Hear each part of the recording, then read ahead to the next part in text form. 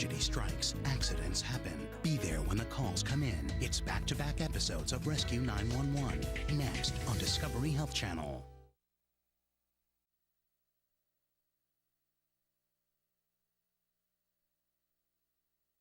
This is 911. Do you have an emergency? Today on Rescue 911. Plus, we did smell alcohol on his breath. a drunken teen puts EMTs on full alert on Rescue 911.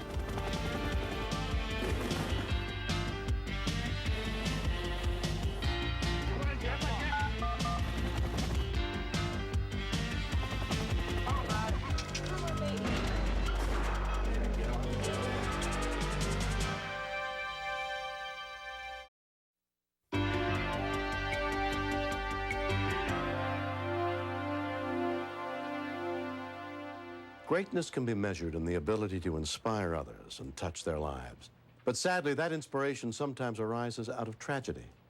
On the night of March 1st, 1987, in Los Gatos, California, 17-year-old Brandon Silvera and a group of fellow athletes went to a party at a friend's house that would change their lives forever.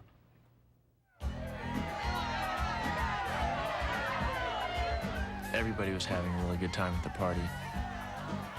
Nobody had a worry in the world. Everybody had a smile on their face and a drink in their hand. Brandon was definitely a party animal. We all were.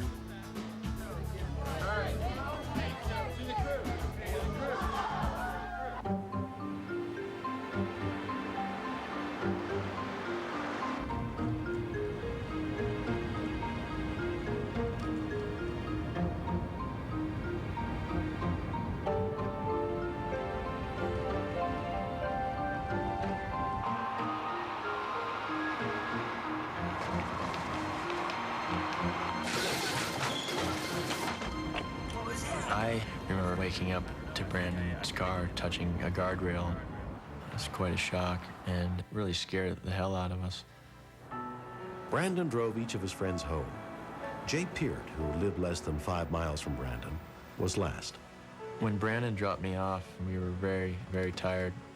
Thanks for the ride, man. I asked him if he was gonna be all right, and he said, yep. And I said goodnight, and he left, never questioning his ability to make it home that night.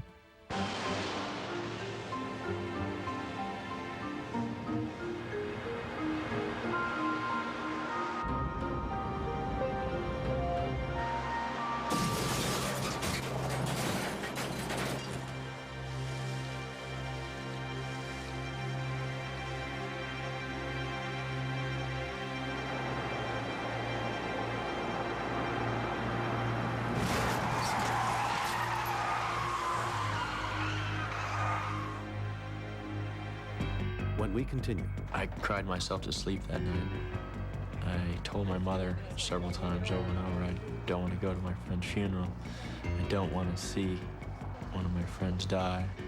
Tonight, a man gets a complete cosmetic body lift. A woman changes her smile with reconstructive surgery. A baby undergoes cleft lip correction surgery. Watch Stories from the OR tonight on Discovery Health Channel.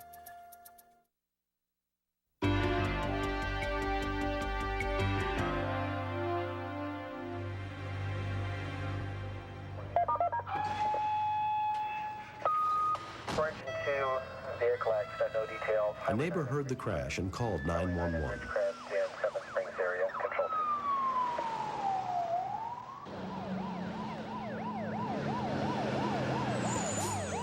Members of the Santa Clara County Central Fire District were the first to arrive at the scene, including firefighter EMT Joe Viramontes. Hey, buddy, you all right? The vehicle had hit the tree with such impact that he drove the steering wheel up into the dash area, and he was wearing a seatbelt. Okay, I'm bringing him back, on. Bringing him back. Nice and easy. Okay. I started to assess the vital signs, and one thing that I noticed was the blood pressure started to widen, which means there was massive swelling in the brain area. Okay, we got a 130/70 right now. It appeared as though we may have a fatality on our hands. No. The driver of the second vehicle was shaken up, but not injured. Okay, good. Within 7 minutes of the call, An AMR Advanced Life Support Unit arrived, including paramedic Kimberly Roderick. Okay. George, good? I got to swing it around. For the tree. We put a backboard under the patient and pulled him out. We did smell alcohol on his breath. And it's a frustrating feeling because it's so avoidable.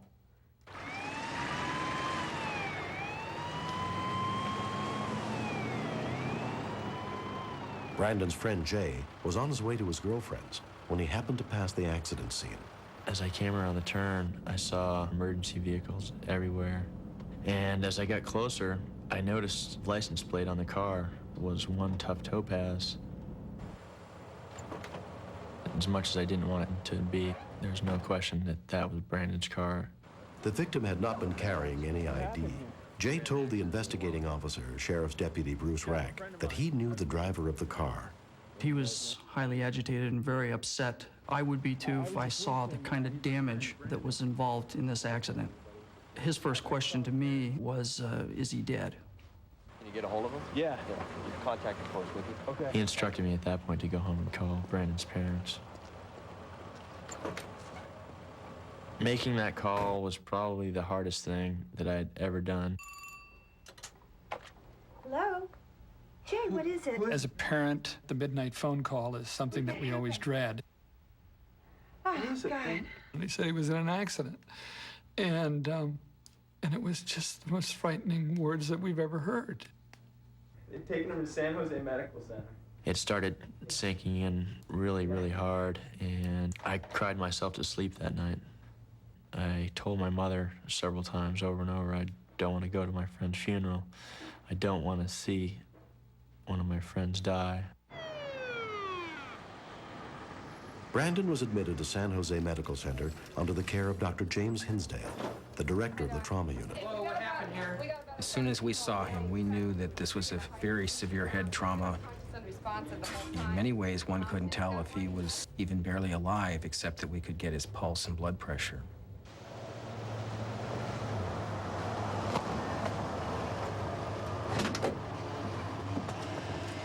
I took a moment to look at the car, and I thought to myself, there's no way he could be alive.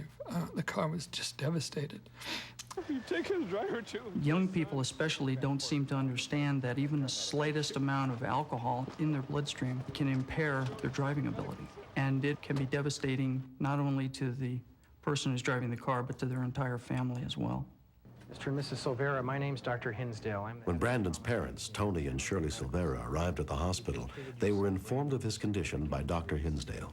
The injuries are serious. The CAT scan showed very serious injuries all throughout his brain. We weren't optimistic that he'd lead a normal life after looking at the seriousness of the brain injuries that we saw. Remember I've told you he's combative, and that's usual for head injuries. He's also got a lot of tubes connected to him. Brandon's right here. When I first saw Brandon at the hospital, honestly, he didn't look too bad. He's not going to recognize you. He looked like he was asleep. Please do. Right ahead. Okay. In my mind, I still felt that some miracle was going to happen and I was going to have Brandon back. We can all do it together. We're here for you. Keep fighting. Keep fighting. Brandon, there's so many people praying for you. They couldn't tell us to what extent there was brain damage, but I wanted to believe that I would be accepting him in any state that he might be in. If it meant that he could never move again, that was okay, as long as we had him.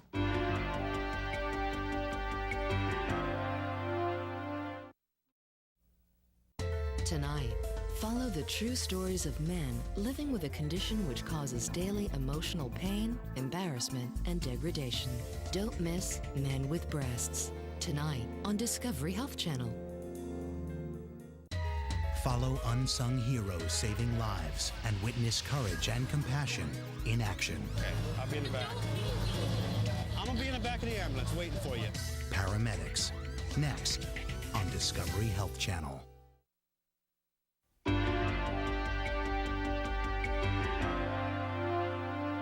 Everybody's here, pal, pulling for you. You can do it, huh, buddy? I was feeling really guilty. Felt that I should have done something to, stop him from driving that night, from going home.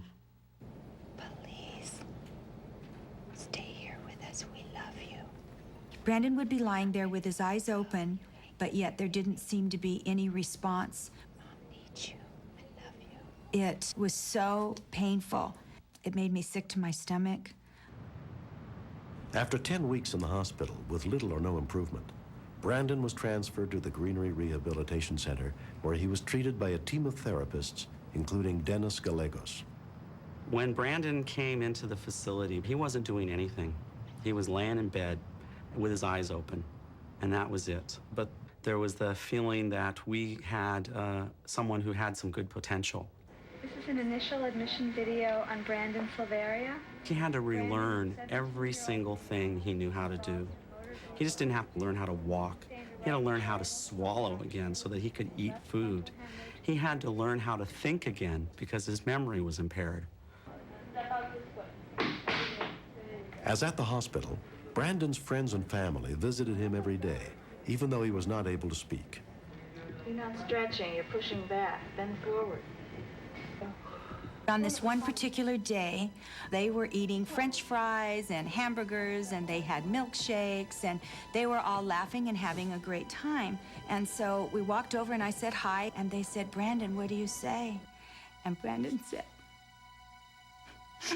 "Hi, Mom."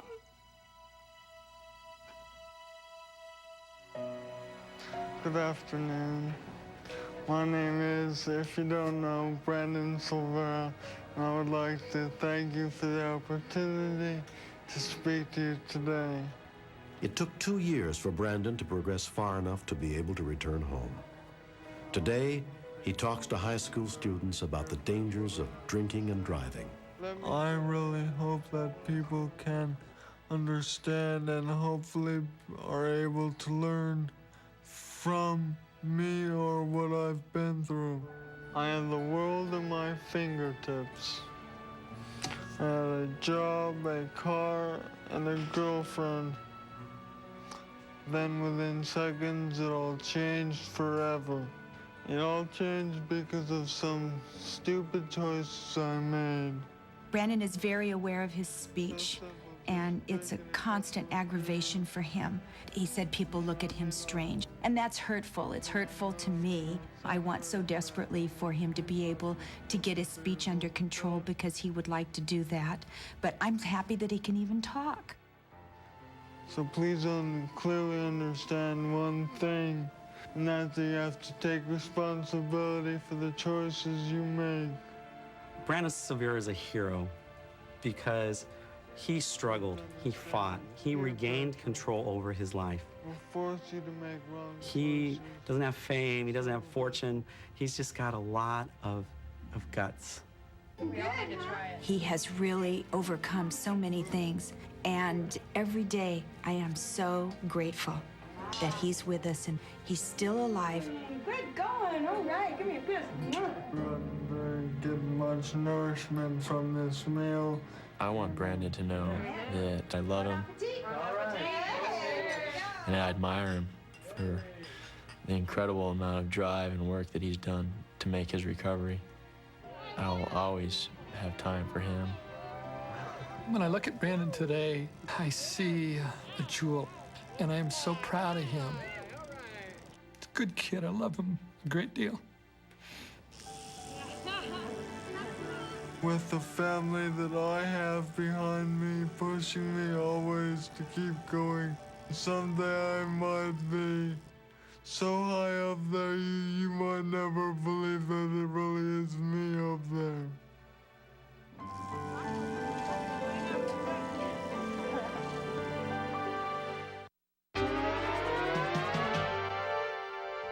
Next, when the call comes in, they'll stop at nothing to save the lives of others. Right along with rescue teams, armed paramedics. Next on